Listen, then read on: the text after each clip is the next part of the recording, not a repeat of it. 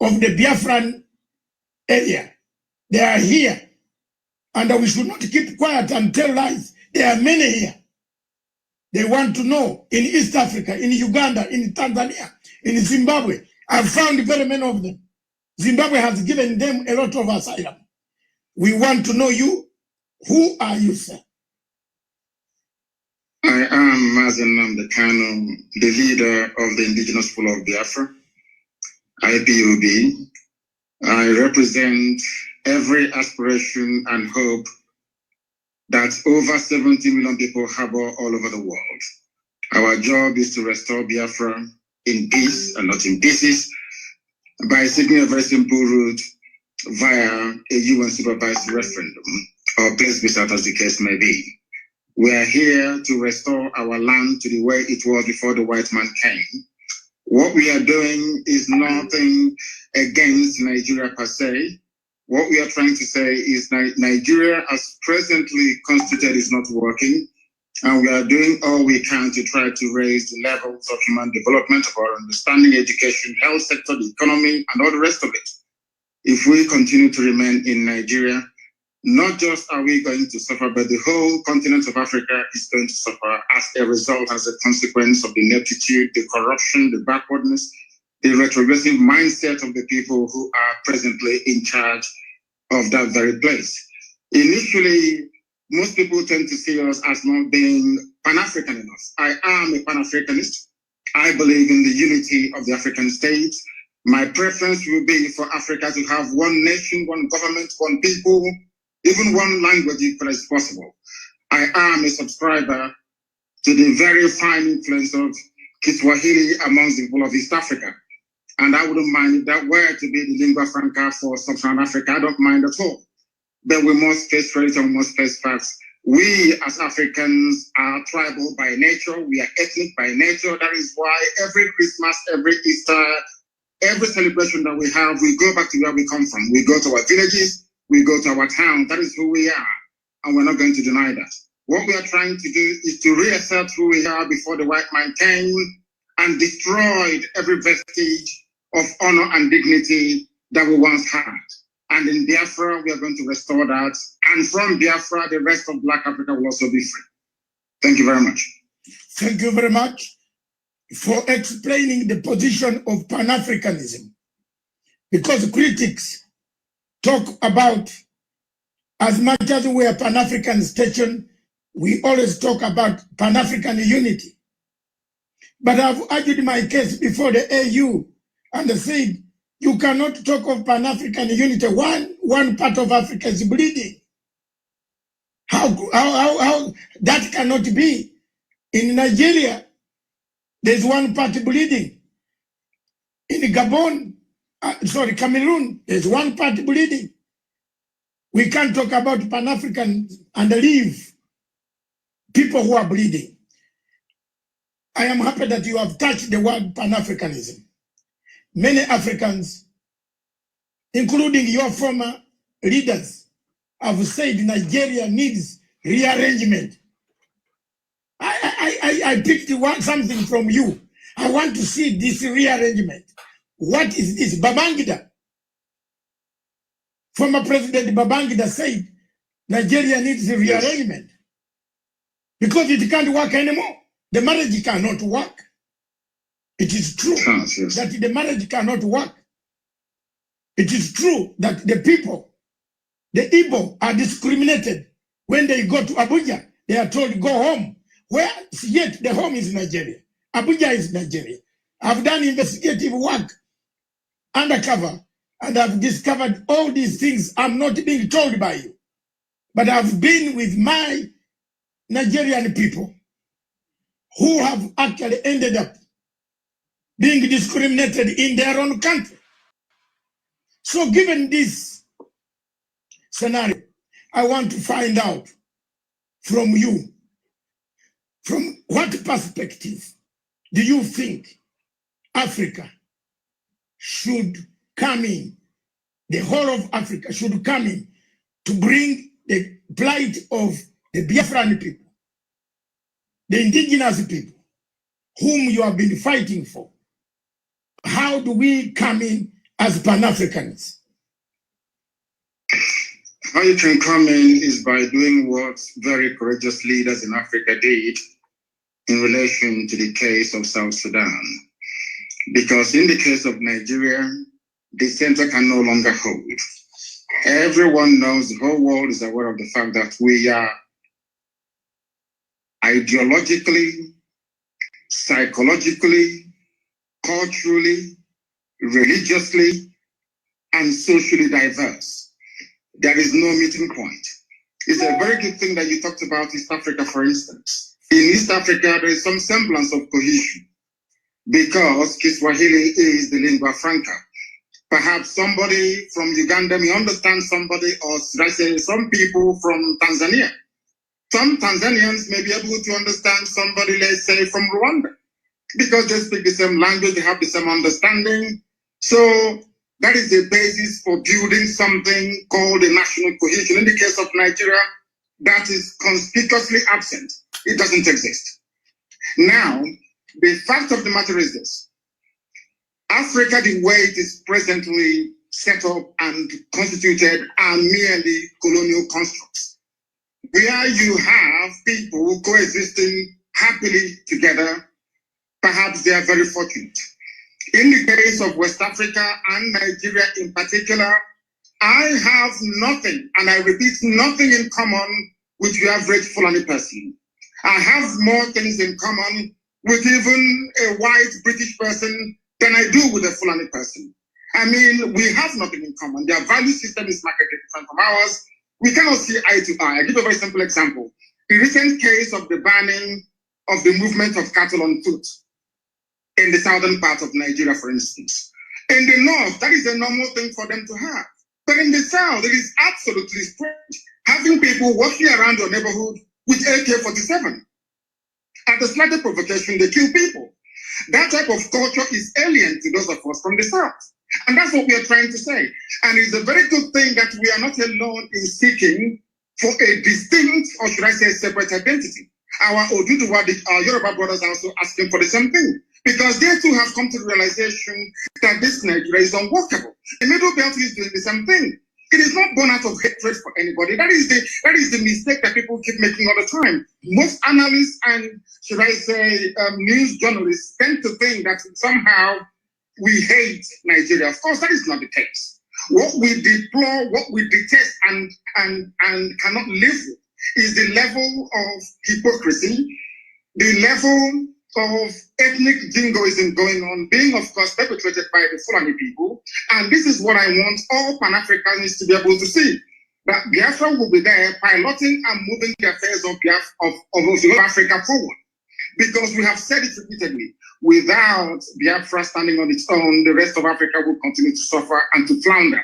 And for us to be able to get to where we are supposed to be to, there has to be a very comprehensive and holistic rearrangement of the present state of Nigeria. You are well aware. I ask you to go and read at the comments and statements coming from Katina Line, the British High Commissioner to Nigeria, for the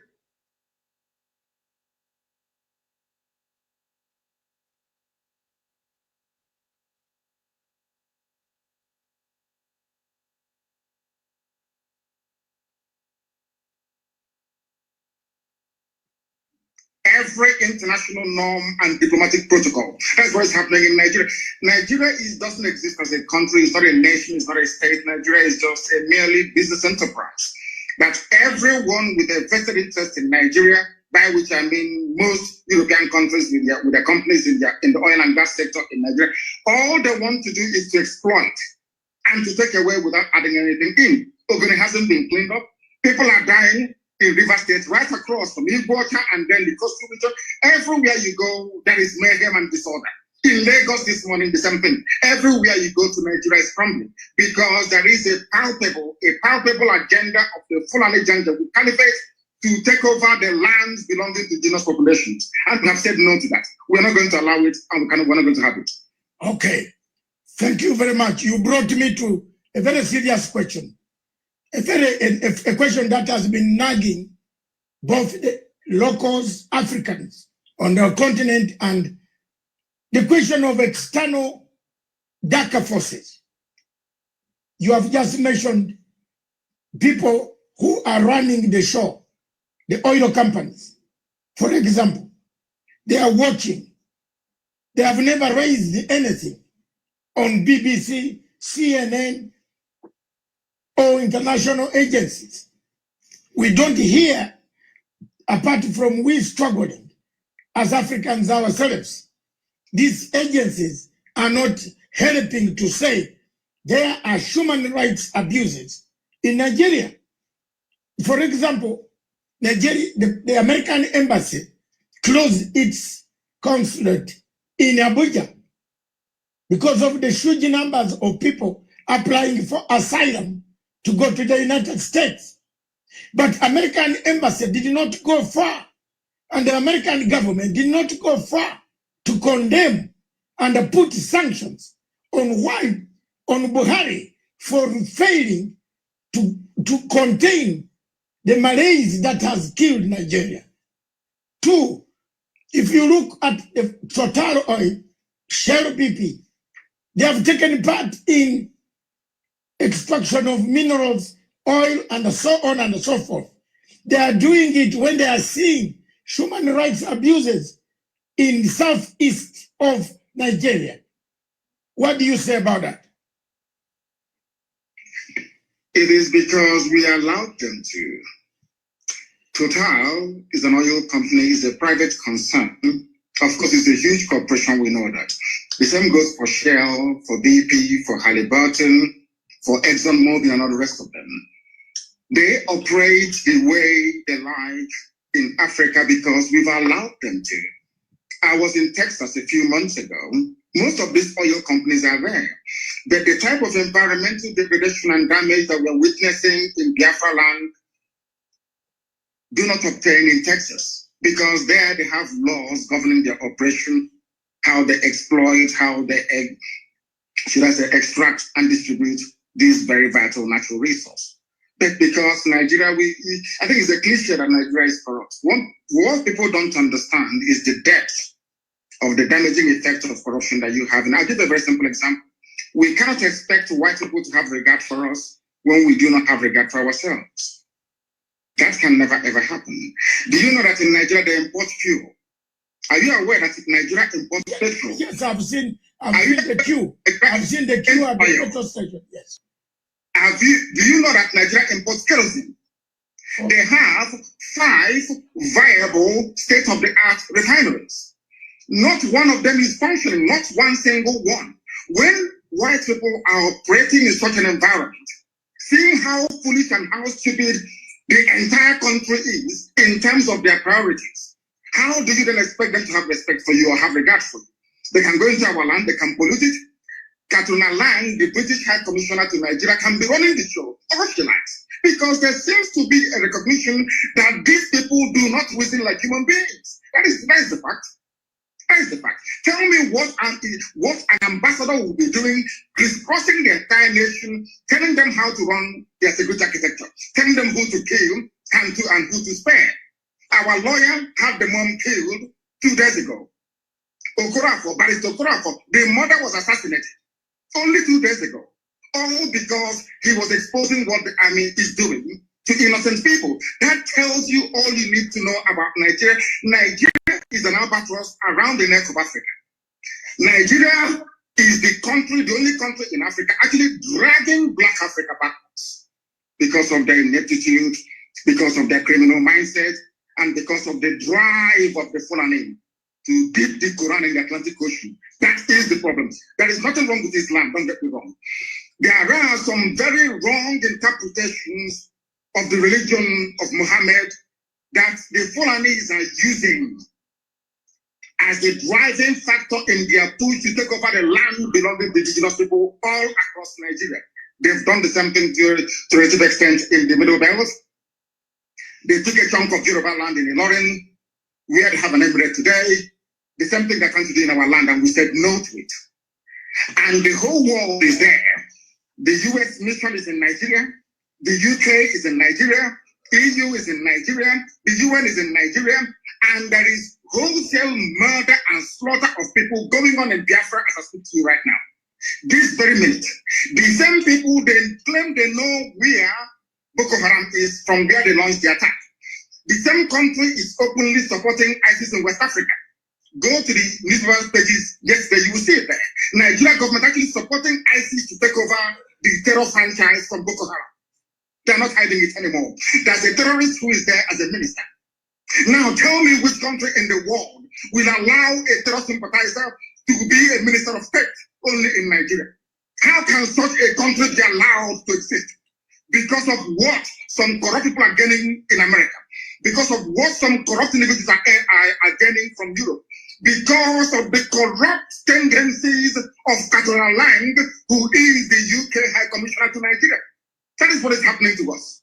And because we have now risen up to challenge this very orthodoxy of repression and oppression, that is why that woman keeps gallivanting all over the place, deciding who should live and who should be killed. It is not the fault of Total, not the fault of Shell, not the fault of Mobil.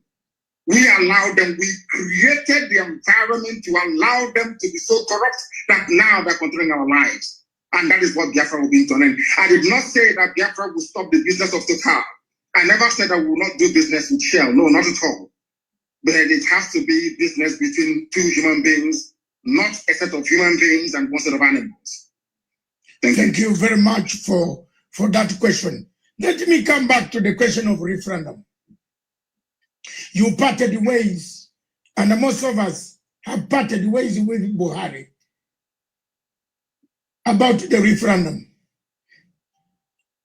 The people of Biafra have said, and the entire Nigeria, not only Biafra, most people that I meet or whom I've met, including Obasanjo, several times I've confronted Obasanjo. By the way, me and Obasanjo, we can't sit on the table for 2 minutes without exchanging the tables because I can't manage. I have asked, and Obasanjo asked, why don't you give a referendum? The marriage is broken. The marriage is gone. The marriage is not worth it. Do you think the referendum issue now can help to stabilize Nigeria? And if so, when and how can African Union, the Commonwealth, the European Union, and the UN can help to make sure that this referendum is put in place? The only way to go is a referendum, because I am a Democrat at heart. I believe that the democratic will of the people must be expressed at all times, and that is the basic governing principle of any viable society. I am an advocate of referendum, and the sooner they conduct it, the better. It's been muted in the past through their so-called rejigging of their constitution, through their so-called sovereign national conference, which has been coming on and off from time to time. Any new arrangement that seeks to keep Nigeria together as one must be subject to the will of the people. So either way, a referendum is going to come anyway. It may be delayed, but it is ultimately going to come. Now, one thing you must understand is this. There are very corrupt countries around the world. Maybe on the surface of it, they're not corrupt. But they have very corrupt operators that will prefer Nigeria to remain in the very hopeless state that it is in at the moment. Nigeria is in a very hopeless state. A lot of people are making money by virtue of the corrupt nature of Nigeria. Do you know that Shell BP can sell 1 million barrels of crude oil in a day and only report that they only sold 100? Do you know there is no meter? Where the crude oil is being loaded onto the tankers at the terminal in Biafra land where I come from, there is no meter. You can take as much as you like and declare whatever you like. These interests want to keep Nigeria one. Every ambassador to Nigeria gets a welcome handshake of $1 million. Once you're posted to Nigeria from a well-to-do country, so to speak, the ambassador is bribed immediately there and then. That is how you start your work. You will not believe what I'm about to tell you. Do you know that the U.S. ambassador to Nigeria organized, or should I say, convinced the Biden administration to allow the U.S. military to come for an exercise in the Gulf of Guinea in order to checkmate Biafra and Ambazonia, freedom fighters? The same people did not go to the north. where they have Boko Haram, where they have ISIS, where they have Ansari, where they have Fulani herdsmen terrorists. People tormenting, killing, raping, kidnapping, and pillaging on a blessed, every blessed day they do this. Do you know that it is not the recommendation of the U.S. ambassador to Nigeria that U.S. must commit their troops to the north? But they are in the Gulf of Guinea, exercising, saying they are prepared to fight crime both on land and on sea. But there is no crime going on. The places where the crimes are going on are all in the Sharia law. And I want to bring you back to this idea of referendum once again. Do you know that Northerners, the Fulani people, they agitated for Sharia in the 12 northern Fulani-controlled states of Nigeria, excluding Middle Belt? Do you know that your good friend, as you are saying, Obasanjo, get it to them? It's not no referendum. You're a good friend because I hate you more than you do. Okay. The man is a joke. Let me tell you this. Do you know that the Fulanis campaigned, including Buhari, of course, the next one who is in Saudi Arabia somewhere in the shallow grave? Do you know that these people campaigned for Sharia to be introduced in Fulani-controlled northern states? I think about 12 or 13 states. There was no hoo-ha. Nobody opposed them. In other words, the Fulanis themselves have divided Nigeria into two by virtue of their insistence on having Sharia. That is why today the Chief Justice of Nigeria is a Sharia lawyer, not a secular lawyer, not a secular judge, a Sharia court judge elevated to the position of the Chief Justice of a secular federation. Now you tell me. Your Excellency Nnamdi Kanu, is this the man, the Chief Justice, who said his papers were eaten by termites? That's correct, yes. It's him. Oh my God. That's the type of yes, continue. It's him. He is a Sharia court. He's an Alikali in a Sharia court. But today, he is the Chief Justice of a secular state practicing common law. How do you expect us to accept such nonsense? Who in their right mind will live under such condition? Who in their right mind will? That is what we want Africans to understand. It's not that we hate anybody. We are Pan-Africanists. I want one Africa. I want one united Africa. But an Africa found on the basis of justice, fairness, equity, and progress. Not one found on retrogression, on backwardness, on corruption, on stealing, and on looting. That tells you all you need to know about Nigeria. Can you tell me why they're deploying troops to Biafra at the moment? Killing people every blessed day.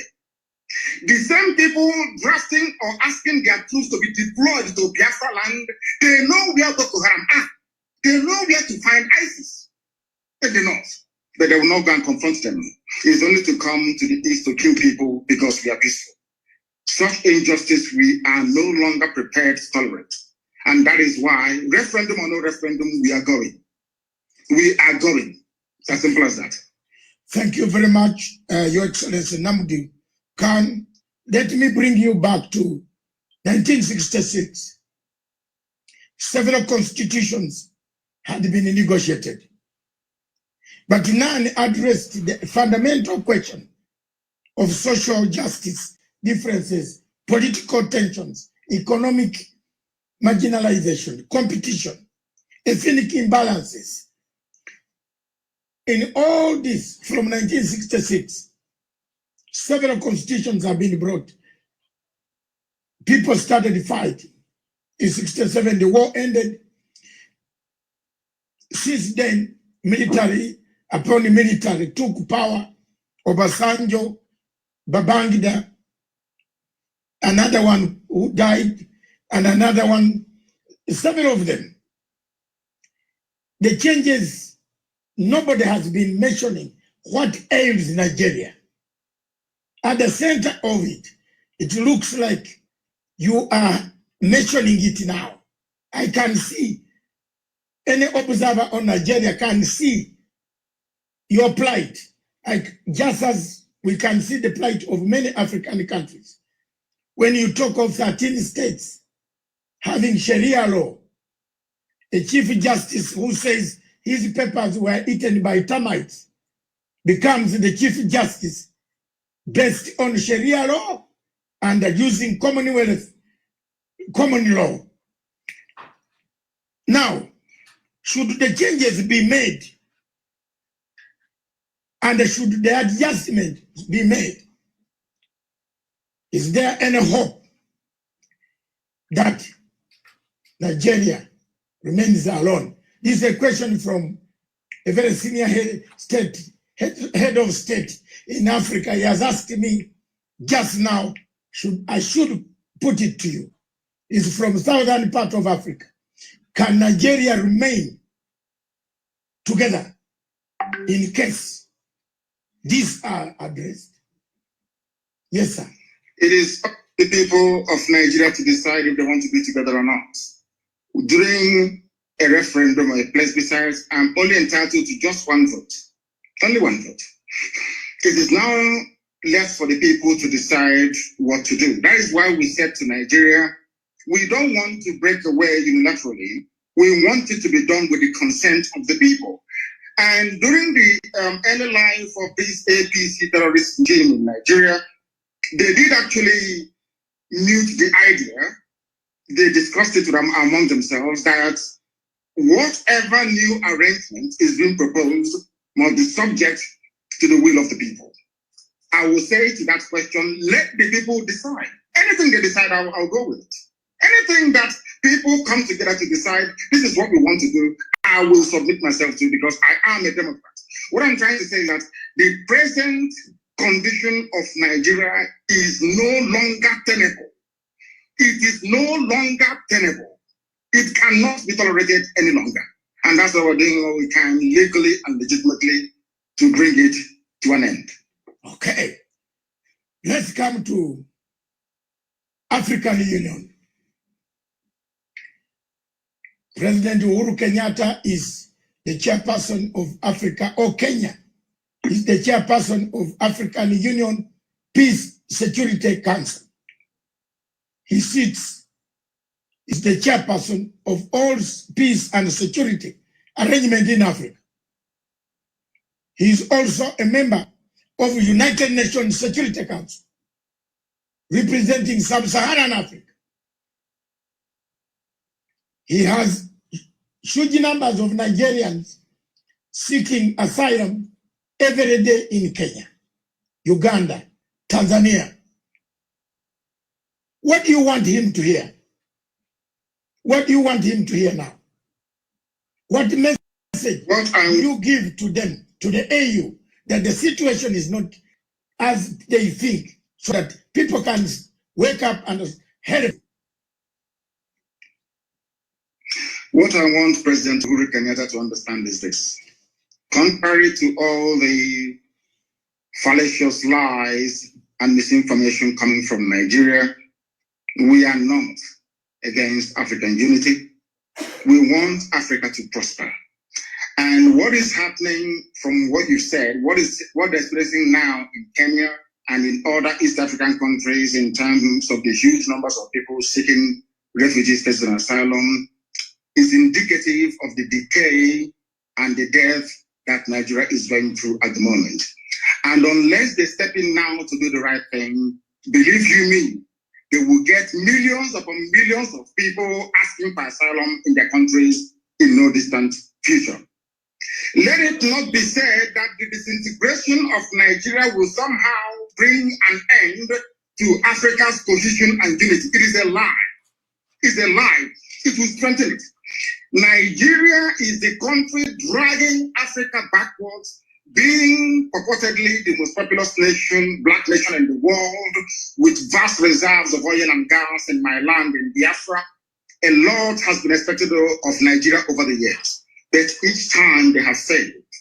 If you go to a place like Rwanda that I'm sure you have been to, if you go to Kigali and see what Paul Kagame has been able to do with meager resources that they have, I am sure the same transformation is taking place all across Ethiopia, taking place all across Kenya. You can see viability of economic life and prospects. None of that exists in Nigeria. They only sell crude oil and they import everything, including refined petrol as well. What I want African leaders to understand today is this, that Nigeria is the problem of Africa. If you terminate Nigeria, it's like a cancer growing somewhere on the body of Africa. Once you get rid of Nigeria, believe you me, Africa will spring to life. Let them not be deceived. Don't allow yourselves to be deceived to think that we need this huge country with huge population and vast natural resources to be relevant in the world on the world stage. That is a lie. Because the size of Nigeria, the way it is today, was predetermined by our colonial masters. Britain said, we want to use Nigeria to influence every other country in Africa. That was their game plan. Britain wanted to control Africa through Nigeria. It's there in the official documents. And I'm saying to Africans today, don't allow that to happen. Or, as you say, the level of Fulani mediocrity in Nigeria has made it almost impossible. The best way for us to go is for Africans to understand that Nigeria is a tumor, a cancerous tumor, very dangerous one. Cut it out and Africa will be free. Okay. Thank you very much. I just want you to take a slow pace now. I want to come to ask a question that has happened to me also. We seem to be swimming in the same field. That's why you see we are the same. The loss of your parents, you did not attend. I also did not attend. The death of my father, I have never buried him. I am in the same category like you. I want us to go slow and say, you were not allowed to attend to bury your parents. How did you handle this? I know I am slightly older than you in years. I have handled. Are you sure? Yes, I am. Are you sure? I'm 65. My goodness, you look very young. Yes, I'm 65. And that's very good. I have, when I lost my parents, I was also in exile in Britain, and I could not bury them. How did you yourself handle this matter, and how do you encourage others? There are millions of refugees on the African continent, in South Sudan. Some of them don't know where their parents are. But the people have gone to make political leadership, but they have forgotten accountability. That's why South Sudan peace process is collapsing, because there's no accountability. So how did you handle that? And did it encourage you and give you resolve to keep pushing for a better Nigeria or a better Biafra? Please. It's kept me pushing for a better society for everybody. Everybody, not just within Biafra or within the wider Nigeria, but across Africa as a whole. Because what concerns one black person actually should concern another black person as well. I put my parents' murder by the Nigerian state into context. The only thing that matters to me is the freedom for Biafra, of which I am prepared to pay whatever price that God requires of me to pay in order to ensure that Biafrans are set free. That was how I managed to, should I say, compartmentalize that very grief at that moment in time. And I might also add that my mother-in-law is dead as a result of the same thing. 2 days ago, one of our lead attorneys, they actually threw a hand grenade into the mother's car and killed her and burnt her body only 2 days ago. I see these things as necessary sacrifice that we must go through in order to restore Biafra, that is essentially the kingdom of God upon the face of this very earth. For that, we are prepared to pay whatever price that we are called upon to pay to ensure that the people of Biafra and every other ethnic group being oppressed in Nigeria and wider Africa is set free. That's my mindset. And that was how I dealt with it. As horrible as it was that I couldn't attend as the first child and as the first son, my father's burial, my mother's burial, but I see them as being very essential sacrifices that one has to make in order to ensure that these people are set free. Thank you very much. I am also the first son, so maybe that's why I started fighting for the Biafran people. Let me come back, take you back to the question of Boko Haram. Yes. You mentioned one point which is very clear. Security agencies across Africa would like to know what aims, why is Buhari? By the way, is Buhari, or we have a problem here? Because the human being should understand that people are dying. The army, Nigeria has a huge army. Is the army a coward? Are they cowards? Do they protect who? Are they protecting the territory of Nigeria? How does the army allow people to come and kidnap citizens, take them, then in piecemeal release them 2, 3, 4 back? Who are these? Is it an internal collaboration between the army, Buhari, and his generals? Who is commanding this army? Surely the army that cannot even rescue 5 students from girls who have been abducted. What type of army is this? Is there a bigger thing than Boko Haram? I have been requested by another reader from Tanzania to say, why is this Boko Haram menace never cleared? Why is Nigeria not asking for external help to come in to help them? Is it because they want it themselves? Please shed some light to our viewers. I want Africans to understand one fact today. The entire terror architecture in Nigeria is hinged on the political aspirations and hegemonic tendencies of only one tribe, the Fulani. We have no issues with the Hausa, the Bachama people, and all the rest of them. It is the Fulani. And this game plan has been in existence for a very, very long time, nearly 200 years ago. And they must execute it. I want Africans to understand that only the Fulani tribe alone financed and sponsored almost 6 terror groups exclusively by themselves.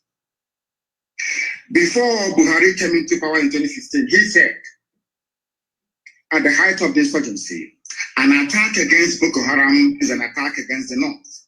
I will leave that to one side. I want your viewers to understand something today, which previously maybe they may not have been aware of. Do you know that Boko Haram nominated Buhari as their chief negotiator in 2014-2015? Are people aware of that at all? Do you know that these same people only a few years ago said that these murderers and these rapists, they are our misguided brothers? Do you know that their so-called Sheikh Gumi, who happens to be very close to the presidency, I need you to understand this very clearly, the one negotiating with the bandits, are you aware that their recommendation is for ISIS and Boko Haram to merge together, that they can come south? I want these points to be noted by your viewers all over the world. So when you see these people, you ask them these questions. Do you also know that the leader of the dreaded ISIS in West Africa province, ISWAP, his name is al-Banawi. Al-Banawi is the son of Yusuf Mohammed, the founder of Boko Haram. Do you know that this man was arrested around about the same time that I was in detention in 2015? Do you know that he was released without trial on the orders of the presidency of Nigeria? Do you know that the 4th largest terror group in the world, the Fulani Herdsmen, which the whole world knows, the 4th largest terror group in the world, they are Miyetiala. Do you know that the presidential spokesman came out and said live on national television that these terrorists are legitimate stakeholders in the government, in the governance of Nigeria? Are you aware of that? Do you know that despite telling the whole world that these murderers and these killers are from the Sahel, they are not Nigerian Fulanis? Do you know they're forcing us today to give them our land so they can settle in perpetuity. Are you aware of that? Let me also shock you this morning. From the office of the Inspector General of Police of Nigeria, a letter came out titled "Terror Elements to Expand Frontiers of Attack." In this very letter, signed on behalf of the Inspector General of Police of Nigeria, of which Katola Lang and the US Ambassador are both aware. Here, they mentioned the specific places where they claim the leaders of Boko Haram are hiding. Understand this? I want the world to know that this Fulani expansionism is a well-planned, orchestrated move to take over the land of indigenous people and hand it over to marauding Fulani nomads across the Sahel. A letter from the IG of Police of Nigeria. In this very letter, they mentioned the names of the places where they felt or they believed their intelligence told them that these people are hiding. They did not send Nigerian army or police there to go and confront them. Instead, they sent them to Imo State. They sent them to Abia in Biafra land and gave them an order to shoot at sight. And I want you as a journalist, I want you as a lawyer to go back and investigate through the history of Fulani-funded terrorism and insurgency in Nigeria. Try and see if there is any instance where the IG of police or the chief of army staff has ever said to the troops, shoot at sight anywhere in the north. It's never happened before.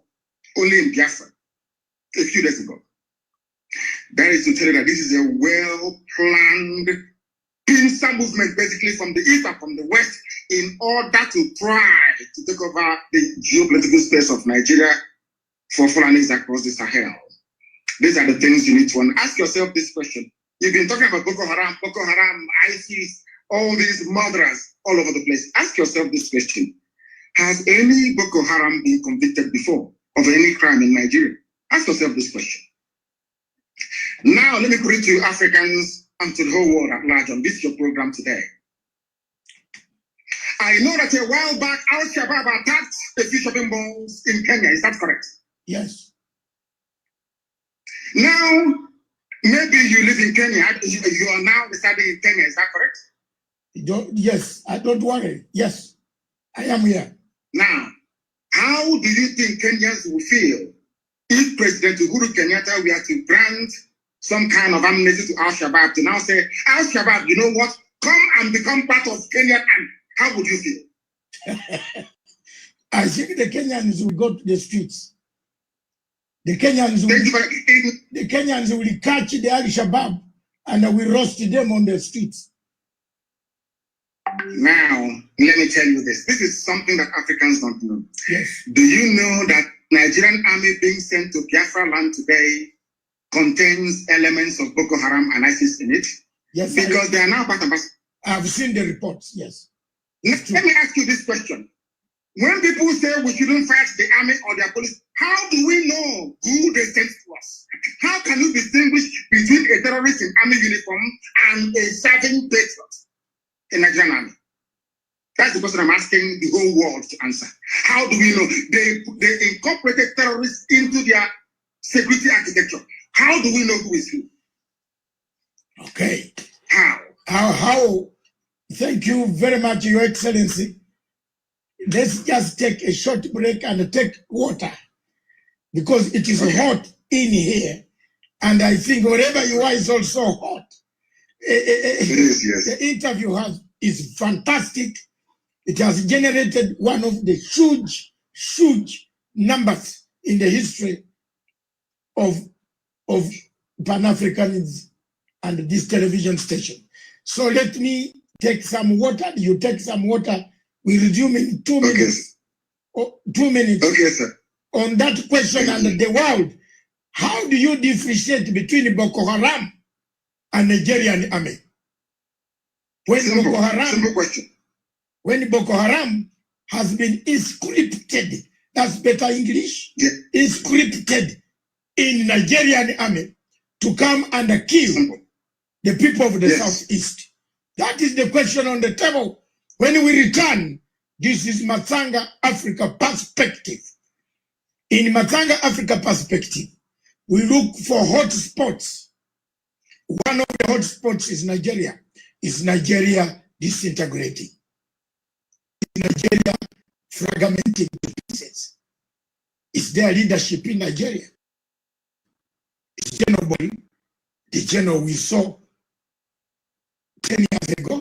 Or this is a different person? How can a leader allow his...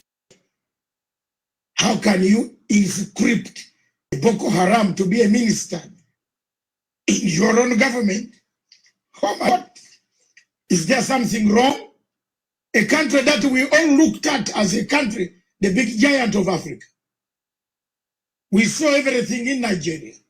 Now it looks like what my good writer, the man who wrote the things fall apart, Kinawa Chebe, was right. The center cannot hold anymore. This state is going. Don't go away. Just we are returning. This is a fantastic show from Punchline Africa Television. We are interviewing His Excellency Nnamdi Kanu, the leader of IPOB, Indigenous People of Biafra. Thank you.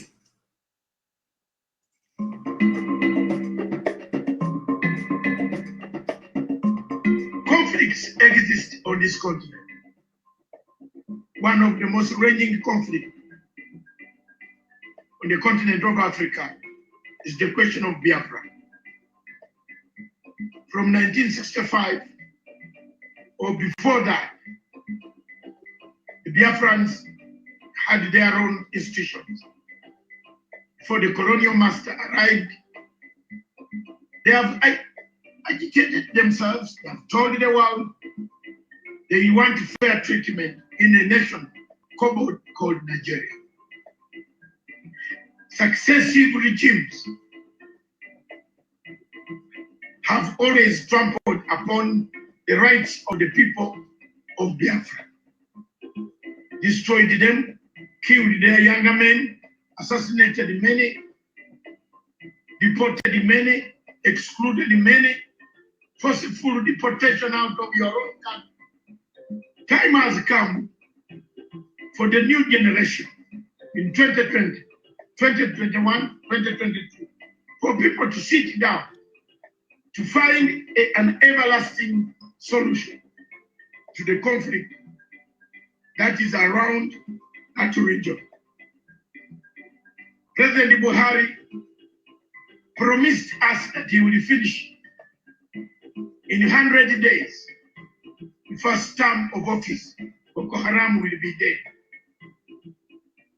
Today is finishing his second term. Boko Haram is even more vibrant than his own shoes. We have landed in very serious murky waters that the people of Nigeria don't know which direction they are going. The people of Nigeria, a big country with a big population, an economic hub of West Africa and Africa, with the biggest reserves of oil, still lingers in poverty. The poverty and the rich gaps in Nigeria are wider than the distance between, Mars and Earth. What can we do for our countries in Africa? How do we unite? For us, our role is to speak, to defend the voiceless, to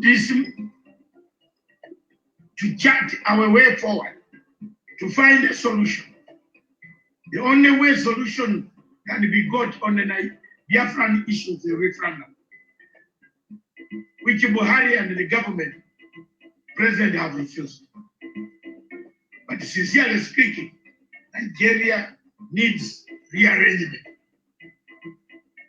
If that rearrangement does not come today, tomorrow, or the other day, one day it is going to explode.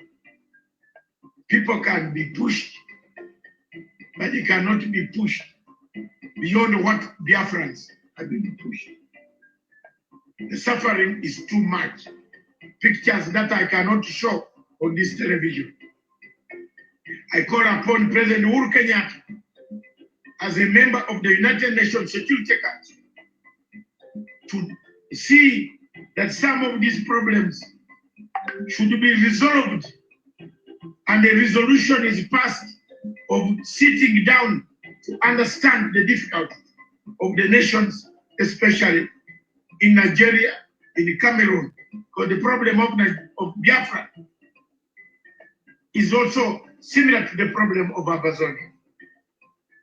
The English-speaking people have no say in Cameroon. They are taken as second-class citizens. Biafrans are also taken as second-class citizens in a country called Nigeria. Their problems are compounded with a dictator who has lost direction, who doesn't know where the wind is blowing from, whether east of Sahara or west of Sahara. He's going north when the wind is going north, south. Therefore, he's blown one leg going up, one leg going down. Look at the picture of Buhari standing 6.1 feet, being blown apart. Thank you.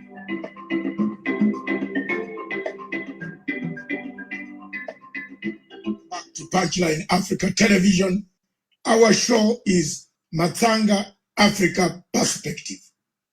In the Masanga Africa Perspective, we look at what ails Africa, what kills Africa, what makes Africa be called a continent of savages. As we can see in Nigeria, that name cannot go away. Boko Haram is killing people, it's taking people. We have incorporated it in the system of the Nigerian army, brought them back without remorsefulness. They have not done any reconciliation. And they are then being hired to destroy and kill other people.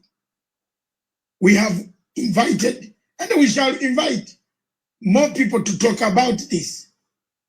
We shall invite any other person who wants to discuss the issue why Nigeria is collapsing. A state, a center cannot hold anymore. With us in the studio and away taking questions from us is none other than the leader of IPOB, Indigenous People of Biafra, His Excellency Mazi Nnamdi Kanu. Welcome back, sir. One question. Thank you very much. One question after the break. We had to go for some water because it was becoming hot here. To hear that Boko Haram is part and a parcel of the government of Nigeria. It is something that has sunk my heart. I don't know, but I am very shocked. Let me come to this. There is a feeling that time has come. And I will keep on going back to this question. That the United Nations, the 5 permanent members, are part and a parcel of the problem. Now, because you can't exclude any, China is already in Nigeria also. Russia is in Nigeria. America has been there. Britain is there. France, through Total Oil, their presence is there. And a candid question comes. We touched it, then we went away. But it is coming back from the questions I've read during the break. Someone from South Africa is asking, surely, do these permanent members of the United Nations have eyes? Do they see? Because there are some clips here which I don't want to show you on this TV. They are very bad. As far as the killings of the youth in Southeast in Biafra, the killings, the slaughter, the torture by the army, by the Nigerian army, how they tie youths on their Land Rovers and roll them around the villages. I get these pictures every day from Onitsha. These are not photoshopped. These are real things happening in Nigeria. So someone has asked, does the United Nations Permanent 5 have eyes or not? What would you say to them now, today? As we find... I believe that. Yeah. Go on. They have eyes, but for some reason they have decided not to see the evil happening to Biafra. And this is what I want Africans to actually digest. Africans must ask themselves this question. Why is there this global conspiracy against Biafra? I have an answer to that. It is because Biafra portends goodwill for the whole of Africa. And they understand this very clearly. We cannot be blaming the Permanent 5 of the UN because we are the ones that created the enabling environment for them to come in, to exploit and to do whatever thing that they want to do. I was having a very serious discussion with somebody and I said to them, do you think that the world prefers this very exploitative relationship that they have with the very corrupt subsequent regimes that you have in Nigeria? The person said yes, and I said no. The answer is no. USA is more concerned about trade with Japan and EU more than they will with Nigeria. Because in all these economies, people want where they can ship their goods and services to be purchased. They needed to have the spending power. That was the reason behind the USA helping Germany to stand on its feet after the Second World War. The reconstruction of Europe by the US government was driven by economic self-preservation. People would want an Africa that is viable, an Africa that will be like the Southeast Asia, where high goods and services can be traded with ease. Not this very almost primitive, exploitative relationship that they have in places like Nigeria. I don't blame China. I don't even blame Britain. I don't blame Halliburton USA. I don't blame Ajib of Italy. I don't blame Shell of Netherlands. I don't blame any of these people. We are the ones that allowed them to come to exploit us. So we cannot blame them. See, in life, when you allow yourself to become a victim and you keep playing the victim card all the time, you go into, your mindset will go into a very vicious cycle of this victimhood and you can never come out of it. And I'm saying to Black African people all over the world, if you believe in the equality of every man born, if you believe that all men were created equal by God, then anything white people can do, so also can you do it. If we cannot do what Europeans can do, what Americans can do, what South Americans can do, what Asians can do, we cannot lay any claim at all to human equality. It is our fault, not the fault of the Permanent 5. I go back to what I said before. It was these same people that gave oil and gas concessions to the United Kingdom. That was why they prosecuted the Biafran war for. It wasn't a white man. These were black people. Gowon is a black man. It was Gowon that said no to restructuring. Obasanjo fought on the side of the colonial masters. That is the history of Africa. Joining your oppressors to defeat your own people. That's exactly what is playing out in Nigeria. Nothing more, nothing less. I cannot possibly apportion blame to anybody whatsoever. We should be blaming ourselves. Because in Africa, we tend to blame other people all the time. Whereas the fault lies with us. The fault is ours. I remember one thing that the Chinese government said in 1999 when they took back Hong Kong. Chinese government said the 100 years of shame has come to an end. They never blamed anybody. They never blamed the British. They blamed themselves for losing Hong Kong in the first place to the British.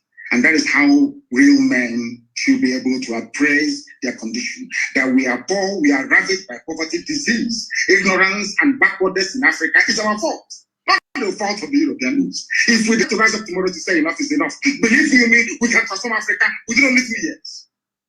After all, Paul Kagame is doing something in Kigali. Why can't we replicate it everywhere else? We must learn to put our people first. When a head of state gets up in the morning and buys a property in Europe, what do you expect? That means you don't love your people. When he gets up in the morning and decides to buy a private jet, that means he doesn't love his people. And these are clear facts. I cannot blame anybody for our plight. I blame ourselves for it. And that is why we are rising up.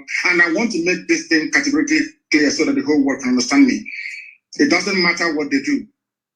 It doesn't matter what the greatest power on this earth does in relation to Nigeria. Biafra is going to be free, or we all die in the process. I swear to God Almighty in heaven. Death is better than what we are passing through right now in that street called Nigeria. And we must be free. I said must. We are not begging anybody for it. It's about, before the white man came, there was Biafra. Before Britain was created, Biafra existed for over 5,000 years before the formation of Britain. How did they decide where I should live? How did they decide which identity I should have? How can a white man come from Europe and decide to call me a Nigerian? What is the meaning of Nigeria? Nobody knows. We must go back to who we are. Be proud of who we are. I am a proud Biafran. I can never be a proud Nigerian because the name Nigeria has no meaning. No meaning whatsoever. Not even in Swahili, it has no meaning. How can a white man come and create a country for me in Africa and I be holding their flag running up and down saying this is my country? Who said so? Can I go to Europe and create a country in Europe for them? On what basis is our argument of human equality when Europeans can come to Africa and create countries? We cannot go to Europe to create countries. How can that be equality? Oh. That is why it's racist towards us. And that is why we must rise up now, not tomorrow, to support Biafra. Biafra is the beginning of the true emancipation of black people. Ask Julius Nyerere and he will tell you. Thank you. Julius Nyerere, indeed. In 1967, the late Julius Nyerere was the first man with Dr. Milton Obote. That's why I, on this microphone, I still carry the flag of Dr. Milton Obote. They are the first countries in Africa to recognize Biafra. So in case people are asking why we have interest in Biafra, I follow both the leaders because I have lived in Tanzania and I'm a Ugandan. And I live in Kenya. I live in Europe. I'm a global citizen. I follow Pan-Africanism. Indeed, one other question before I bring this to your side, you address your people, and then we make it, call it a day. We have covered most of the things. Some of them you will bring them in your own address, which you will be given a chance to do so in 15 minutes also. There are so many ways, constitutional ways of struggling for freedom. I believe you know where I'm going now. What's this? We have tried, for over 10 years you have tried. You have done so well. You have awoken the people and said, wake up. We are being slashed one by one. Buhari has allowed people to buy daggers. You know, I saw my investigative journalist came across 100,000 daggers. How do you buy daggers for who? You import daggers. There are so many cows to slaughter in that place. I looked at it and said, these are daggers to come and kill other people. If the constitutional route of referendum fails, what other constitutional means would you use? We insist on constitutionality. Yes. And we're going to have it. When Reverend Dr. Martin Luther King started to try to rearrange the social order in America, some people felt it was impossible to do, but eventually he succeeded. When Nelson Mandela, and I'm sure your good self, and all other anti-apartheid campaigners started, even with the support of Margaret Thatcher and Ronald Reagan, this is something people don't know, that Ronald Reagan, a very powerful president of the US, and Margaret Thatcher, of course, a young lady, they all supported apartheid South Africa. They did. They were the ones that labeled ANC a terrorist group. Some people don't know this.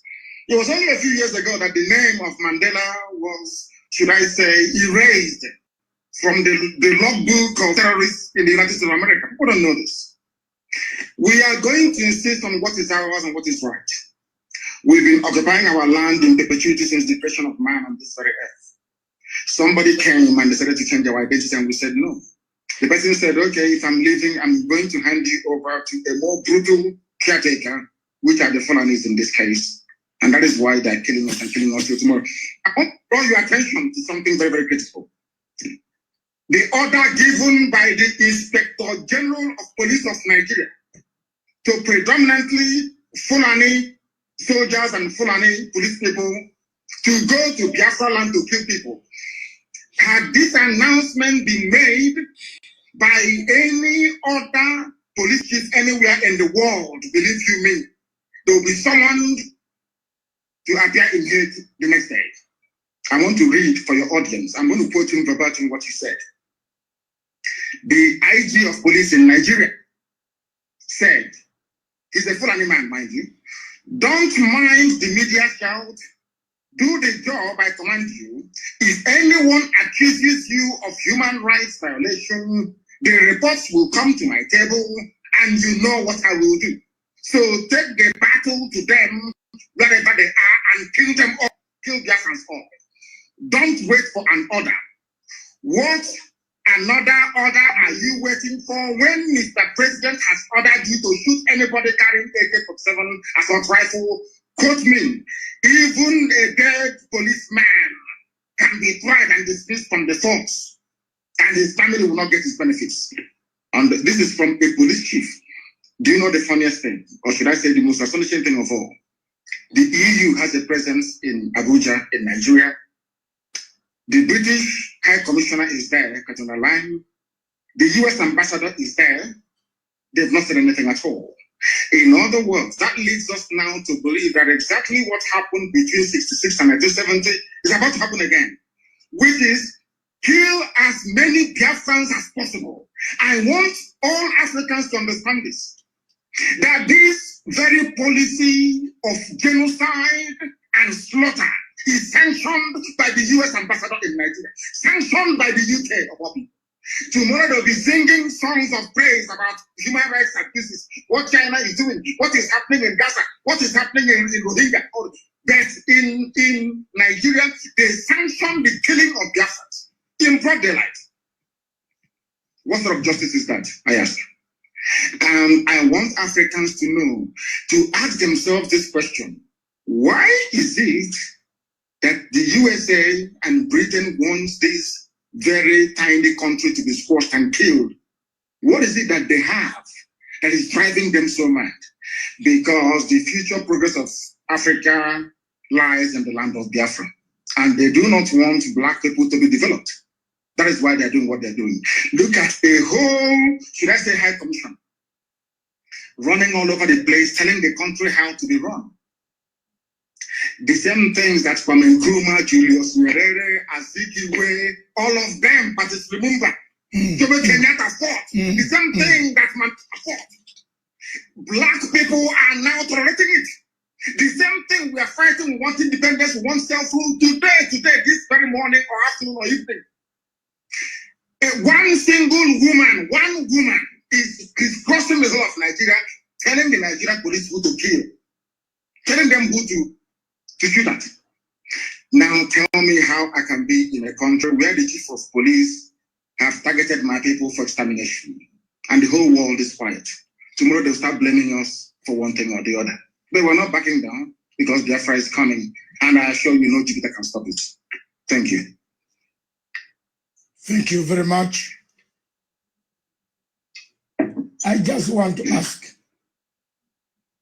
my final question.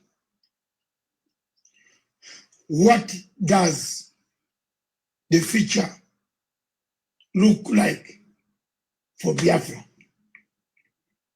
I'm interested in that. What does the future? Because let me come first. I've struggled for Sudan. My television and my TV struggled for Gambia. You remember you were listening to me when Yaya Jammeh switched off all television stations in Gambia. I took my satellite quietly in Gambia. And Yaya, with all the army, could not know that I was broadcasting from his own place. I took my satellite phone and we did help to liberate Gambia. I'm proud that South Sudan today, I played a part to call Dr. Riek Machar. You know, at the time, the people, Your Excellency Nnamdi Kanu, think that when you interview a man who has a different opinion from the government, you are giving them platform. Yes. We must hear when we talk, then violence will stop. If we keep quiet, then we shall perpetuate violence. So we should keep on talking. And I picked up a phone called Riek Machar in South Africa, where he had been put under house arrest. I shouted on this television to IGAD and the AU. I made noise to the British and the Commonwealth office. I said, how do you lock a person who should be negotiating peace in South Sudan? It took about 2 months, 3 months. Riek was set free, was told you can now start the negotiations. Everything I've touched on African continent in my 65 years, I've resolved. I resolved a big, huge conflict in Uganda. I think you already know. Between the Lord Resistance Army and the President Museveni. People feared to go to the bush to look for this man, younger man called Kony. Very young, still 40-something. I went. I said, you are killing people. People want you to talk. And we have come here. If you want to kill us, you can also kill us. I'm a determined man. I want you to paint for us a picture of a Biafra that does not look Savimbi way. You know where I'm coming from. You have read the Savimbi history. We give him everything, then he turns up, he misuses, he lets us down. Sudan, South Sudan, look, we give them time. Riek comes back, they fight again over power. I have been there for Cameroon. The Amazonian people, I'm bringing them again. Now they have several factions. You don't know whom to call. One calls you, don't call that one, don't call this one. That, you see, these are things that worry me in Africa. Paint for me the picture of a Biafra you want. Yeah. Whether today, tomorrow, whether you are there or not there, whether I'm there or not there, we want to see the picture of a Biafra. I love the people of Biafra myself. I love them with the bottom of my heart. From the bottom of my heart, I love them. I don't care about Buhari, what he can say. Whether we meet at the AU, I'll point fingers at him.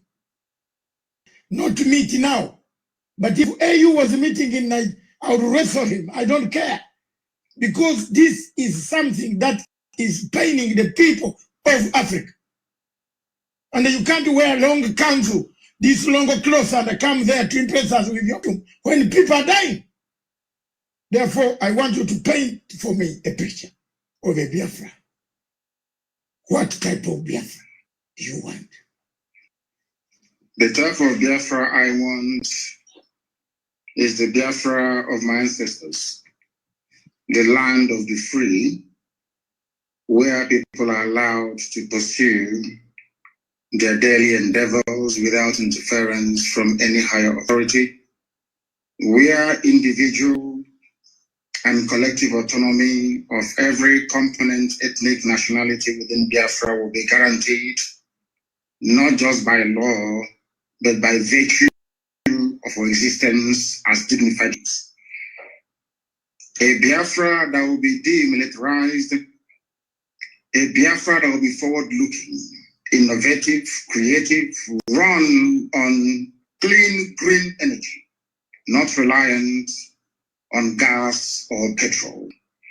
A Biafra where the police will not bear any arms. A Biafra where people can live and die and you will not see an armed soldier anywhere around you. A genuine republic, a land belonging to people. We are going to cement this in the way we structure our society. A Biafra that will attract inward investment. A Biafra that will consider every necessity of life as being, not just in words, but in deed. A Biafra where there will be no strife nor rancor. A Biafra where all men and women will be equal, regardless of their religion, their sex, their creed, their orientation. A Biafra that will maintain open borders to every black soul on the face of this very earth. I do admit that geographically, in terms of landmass, we may not be that huge. The Biafra will operate, or should I say, run an open door policy. Every black person on the face of this earth will be an honorary citizen of Biafra, as long as you're not tainted by terrorism. That is the type of Biafra we want to run. A Biafra where Europeans will sit back and say, we never knew that such innovation and creativity will be possible. A Biafra that, should I say, the likes of Rwanda is a forerunner to, because today they are doing very well as well. That is the type of nation we are going to build. A truly democratic nation, not through the force of arms, but through dialogue and negotiations at all times. Nobody is going to lord it over anybody else. My ancestors never did. That is why we remain the only people not to conquer any other piece of territory, and nobody conquered us until the white man came and our temple fell in 1904. That is the land we're going to go back to. A Biafra of very many nations. A Biafra of autonomous nations within, governing themselves according to their own rules, where nobody will sit at the helm of power and dictate for others what to do. And we are going to accomplish it by the grace of God Almighty in heaven. Now, I know that constant references are being made to Sudan. But I want to let people understand that even after the USA became free from British colonial rule, they also went through a very bitter civil war. And that did not stop them today from becoming preeminent in every sphere of human endeavor, militarily, economically, socially, in every way. So I do believe very strongly that Southern Sudan will rise up to be strong once again. All these are teething problems. You also mentioned the issue of factionalism. It is when people put the interest of themselves and their controllers well and above that of those that they are serving. That is why I said, and I have said this repeatedly, I will never ever lead Biafra politically. Once Biafra is restored, my job is done. I want to be able to prove to our people what sacrifice means, so that those who will come after us will know how to treat our people with respect and with dignity. The thing about Africa is somebody gets into power and they want to stay there forever and ever, see there is something in it. The little work that I'm doing for Biafran people is very tiring, very, very stressful. Sometimes I don't even know how these presidents manage to sleep. Maybe they don't love their people that much. If you love your people, you cannot sleep at night. Any president in Africa who's not suffering from high blood pressure, you're not sick. That means you're doing something wrong. You're not doing what you're supposed to do. If you're concerned about your people, then I expect you to be very ill at all times. So that is the type of Biafra that we need. That's the type of Biafra we're going to have. A type of Biafra where the wealth, well-being of Sub-Saharan Africa flows from. And I can assure you we are going to deliver it. We will deliver it. The Pan-Africanism that we talk about is going to start from Biafra, because mind, I did not say that we're just going to have Biafra and then we shut up all the borders. No. What we want to do is to return to our organic political, cultural arrangement. Should Biafrans wake up the next day to say, oh, we want to be the same country with Ududuwa, all well and good. Should Biafrans wake up and say, oh, we want to expand into Amazonia, all well and good. As long as you take the consent of the people with you, this nonsense that the Europeans did in Africa, we want to reverse it. That God Almighty heaven may look down and be very proud to say that at last, I have people who are after my heart. And that's what we intend to do with Biafra. Thank you very much. Thank you very much. Viewers, we seem to have covered most of the areas. It is the first time and it's not going to be the last time. Until we liberate, until we achieve the objectives, the aims, the vision of a better people on the African continent. His Excellency Mazi Nnamdi Kanu will return at one time to give us his other views. By then messages, today the leaders in Africa watching by the, for your information, I linked this to South African President Ramaphosa. I linked this to, of course, the president here. His handlers are watching. President Emerson Mnangagwa, Office of Foreign Affairs, and his President's Office, they are watching. Several SADC members and the several African, Your Excellency, the Pan-African President in Kampala, President Yoweri Gakuta Museveni, he has added another name, which is very complicated. Is watching, is interested in the Pan-African views. They are watching, they watched. But I want now to calm down and slow down and give you a chance. Give you another 5 to 6, 10 minutes. Enjoy them. Tell your people the message. Send it to them. Millions of them, millions and millions of them.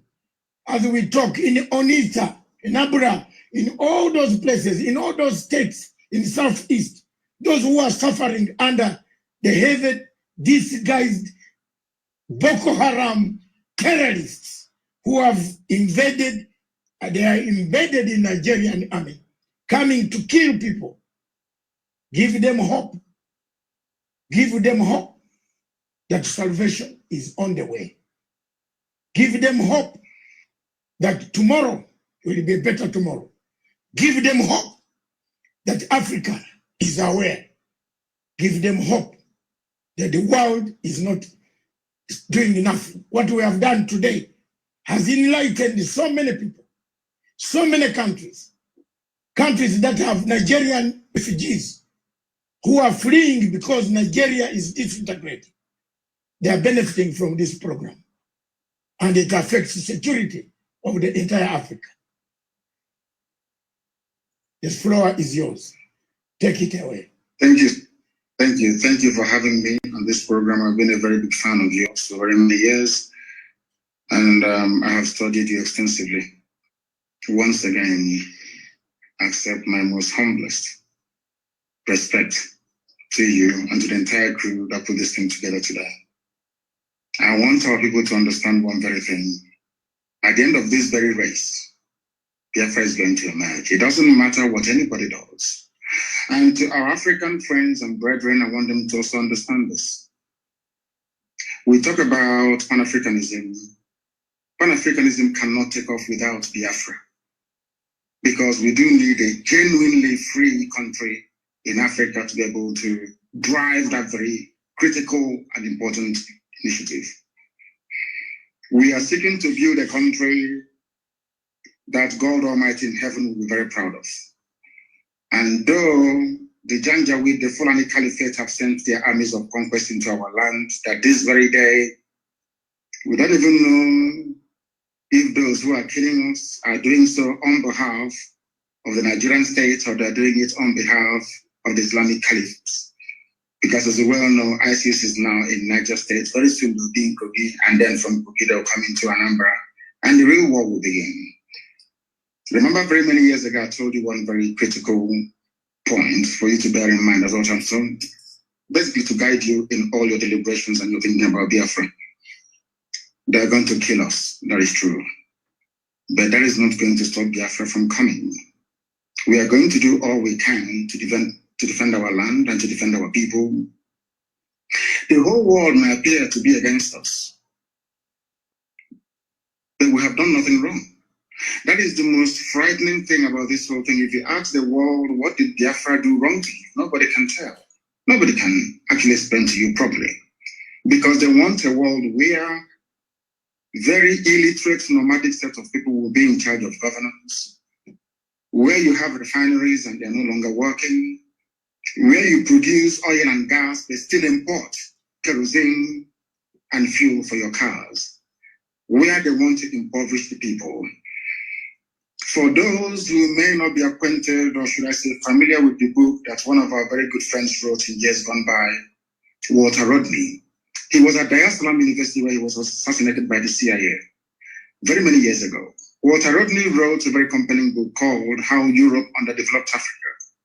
What we are witnessing today is precisely what he was trying to explain to us. If you allow yourselves to be taken over by greed, by self-preservation and the trappings that you find in North America and in Europe and in Far East Asia, you will never ever develop your land. We are fighting for Biafra that we may restore our lost dignity. We are fighting for Biafra that Black people all over the world may be set free at last. We are fighting for Biafra not that we may have or commence the building of a large empire, not at all. We are asking for a Biafra where we can live and die with a semblance of dignity. Because right now people are dying, but there isn't any dignity. We must stand very tall and very strong, resist our enemies. That thing that we are thinking now that is impossible to accomplish very soon, you will say it. We must remain resilient. We must remain devoted. We must remain unflappable. We are not going to retreat, not one iota. If at the end of this race there is only one Biafran man and one Biafran woman left, may they continue to expand. They killed us, 5 million of us, after the war. After the war in 1970, we had lost 5 million people. But then we are still the largest ethnic bloc anywhere in the entire Nigeria. Because God is faithful. And at this very critical time, this very Elohim that we worship is not going to abandon us. I'm not saying we're going to fold our hands in prayer and fasting alone. No, we are going to do what we have to do to ensure the survival of our race. An attempt has been made in the past to exterminate us. The British supported the killing and the mass slaughter of Biafrans because of crude oil and gas. That Ojukwu told Harold Wilson, we cannot give to you. This resource belongs to the people, and that was the end of it. And he said, because of that, we're going to kill you. And sadly, Britain is still doing something till this very day. A supposedly civilized and advanced country, aiding and abating the slaughter of an indigenous population because of oil and gas. Therefore, I'm asking all of you to remain very resolute, to remain very strong. Do not allow yourself to become distracted. We have almost won. As Dr. Masanga said here a short while ago, we have awoken the consciousness of not just ethnic nationalities within Nigeria, but the entire African continent as a whole. We have won the debate. Now is the time for us to restore Biafra. And once that is done, believe you me, everybody will come to Biafra and to pay homage. Or should I say pilgrimage in this case. So we are winning. Many are dying, I know that to be true. A few days ago, we lost the mother of our very, very formidable barrister, Okorafor. But that's not going to stop us, because I know that they will kill us, we will kill them in the end. Biafra will come. And Biafra is very, very close. I want our people to develop the mindset of the Afghans. Never say die. There were a group of people called the Mau Mau in Kenya. There were a group of people called the Kumeku in our land. These are the two people that forced the British to a standstill. Go and ask anywhere. And the remnants, of course, of Benin Kingdom, we must acknowledge them because they also fought very gallantly as well. We did not fight because we didn't like the Bible that the white man brought to us or the whiskey that accompanied it. We fought because we are free people. The time has come for us to restore the kingdom of heaven upon the face of this earth. The time has come for Biafra to be reestablished. The time has come for Black Africa to be free. The time has come for every Black person, regardless of where you are in the world, to stand tall and to say, I am an African. Remain very strong, remain very resolute, and may Chukwukika be with you all. Thank you. Thank you very much. Thank you, sir. Thank you very much. Before you go, I would like to show you the newspapers in Kenya, in Nairobi. You are very far, you must be missing some of these papers. The Standard, can we, production team, I'm on the ground now. The Standard newspaper in Kenya, the headline here is not on the Biafra where we still have. The only problem in Kenya, we don't have a crisis of dividing a nation. We have the Standard newspaper said, who failed Uhuru? The blame game. That's the headline.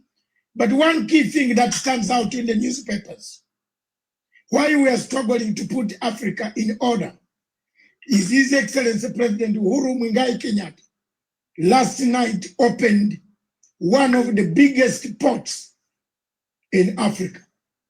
You talked of Nigeria having oil, but it doesn't have even at the petrol station. Jesus. But President Uhuru Kenyatta, while yesterday opening the the port in Lamu, he said this port will connect the east to the west, east to the north, east to the south. That is the thing that we have here now in Africa, in East Africa. We want to thank President Uhuru Kenyatta again for putting infrastructure for people to get in a car and drive take 10 days and arrive in Anambra. Is it Anambra? Yes. That's right. That's right. That's yes. What we want. I have been sent so many messages from Dubai. People saying in Anambra, they are married there. Kenyans, Nigerians have married a lot of our people from East Africa. And I hope one day for us, my children, also one of them, my daughters, is married to an Igbo person from Onitsha. Wonderful. We know how to take care of our wives. We are united. Another newspaper says good things about Africa. The Lamb Port roars to life with the president is good. You can see it. Yes. And another good thing in Africa, I'm looking for Africa stories. For your information, I am a Liverpool supporter for 43 years. Like myself. Or I don't know. My God. Thank you very much. It looks like we are all Liverpool here, but the others don't get worried. We are now struggling to liberate Africa. Don't forget your local team in Biafra, and don't forget. Absolutely. Rangers Football Club is my first love, and Liverpool is the sidekick. My first team in Uganda is Villa Football Club. Villa, then my team in Kenya is AFC Leopards. Then my team in the world is Barcelona. Wonderful. I die with the people of Cantona. I like Cantona. And you can now guess why I like Biafra. Yeah, yes, of course. So thank you very much. Thank you very much. Thank you very much, Honorable His Excellency Nnamdi Kanu, the leader of indigenous people of Biafra. I want to take this opportunity to thank you and to tell you that my television station is linked, will be linked directly to every system of the Biafran people. Everywhere. Thank you very much. We shall, let's today make a formidable move. I am not here for money. I never asked for a penny from any Nigerian in order to broadcast. I started broadcasting with passion. I have already told you one of my daughters is married to a man from Onitsha. And this man comes to my house, tells me the story. You know, in London, he tells me the story. I have been a supporter of the people. That Obasanjo there, you see walking free. It was me demonstrating at the Nigerian embassy for Abacha to release him with Chief Abiola. Yes. I wanted them released together with Osuji, who is the president of ICC. We used to come there every Friday for Obasanjo to have freedom. But when Obasanjo came out, he looks for money. Anywhere you find Obasanjo, you know he's looking for money. I'm sorry to tell you, Nigerians, may God bless me for being truthful and honest. There's no conflict. There's no conflict Obasanjo has ever solved in Africa. Even when even when we went for Zimbabwe Troika in Melbourne House, Obasanjo sided with Australia to expel Zimbabwe from the Commonwealth. That's the man you have. But thank you very much, God. Jesus Christ, hold us. Don't tire. Keep on the struggle. Keep fighting. I will. Keep democratically sending the message. You need a referendum. Peaceful ways. Don't give up. May God hold your hand. Thank you very much. Thank you. Thank you, sir. Thank you for having me. Thank you very much. Yes.